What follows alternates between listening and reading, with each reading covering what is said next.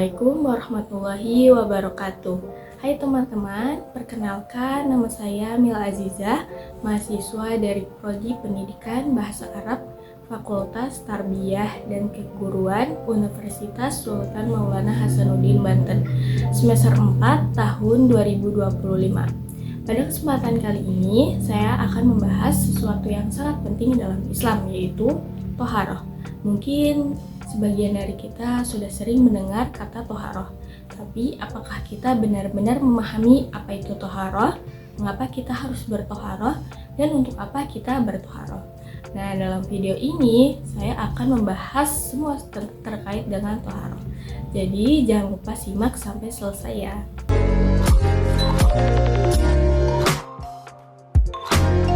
Yang pertama, apa itu toharoh? Toharoh secara bahasa artinya bersih atau suci. Dalam istilah, toharoh adalah proses mensucikan diri dari hadas dan najis agar layak untuk melakukan ibadah kepada Allah. Kesucian ini sangat penting karena menjadi syarat sahnya ibadah seperti sholat. Toharoh bisa dilakukan dengan berbagai cara, tergantung dari jenis kotoran atau hadas yang hendak dibersihkan. Ada beberapa metode toharoh, yaitu yang pertama berwudu.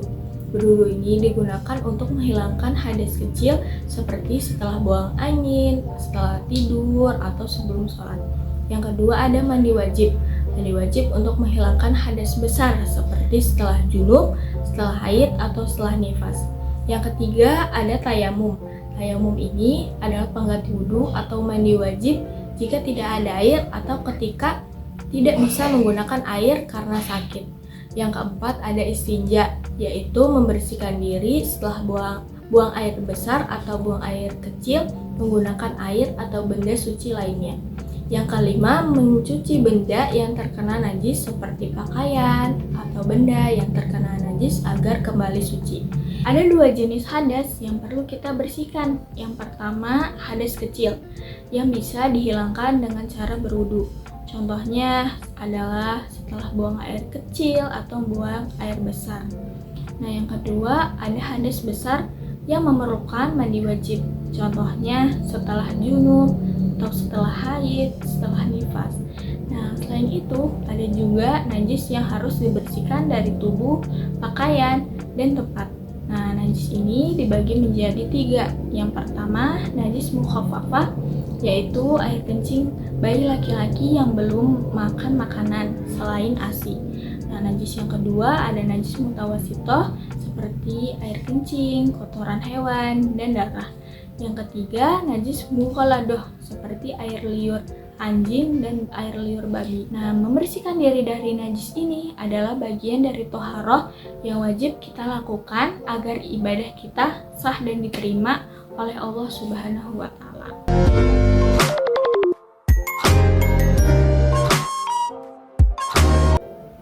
Yang kedua, mengapa kita harus bertoharoh?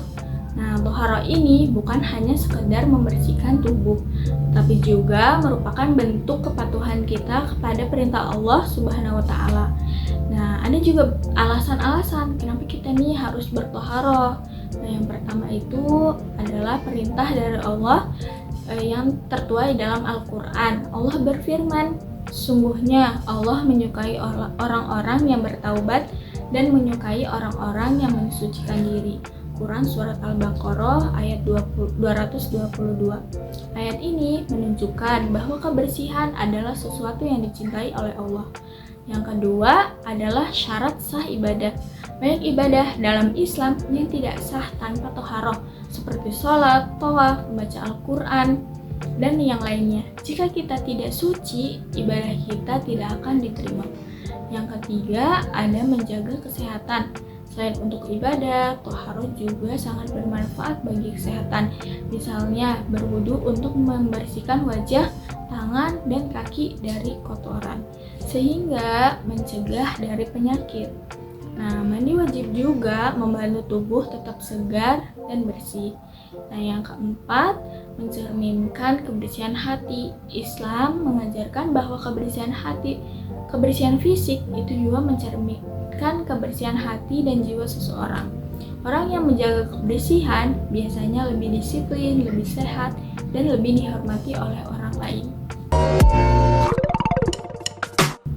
Nah, selanjutnya yang ketiga, untuk apa bertoharoh? Bertoharoh bukan hanya sekedar membersihkan tubuh dari kotoran saja, tetapi juga memiliki tujuan yang sangat banyak. Yang pertama, untuk mendekatkan diri kepada Allah. Dengan selalu dalam keadaan suci, kita menjadi lebih siap untuk beribadah kapan saja. Jika kita dalam keadaan suci, kita bisa langsung sholat tanpa perlu tergesa-gesa. Nah, yang kedua, untuk menjaga kesucian diri dan lingkungan. Kebersihan diri bukan hanya untuk diri sendiri, tetapi juga untuk menciptakan lingkungan yang sangat bersih dan nyaman bagi orang lain. Bayangkan jika kita berada di lingkungan yang kotor, pasti tidak akan nyaman. Oleh karena itu, Islam sangat menekankan pentingnya kebersihan dalam kehidupan sehari-hari. Yang ketiga, untuk menjaga hubungan sosial.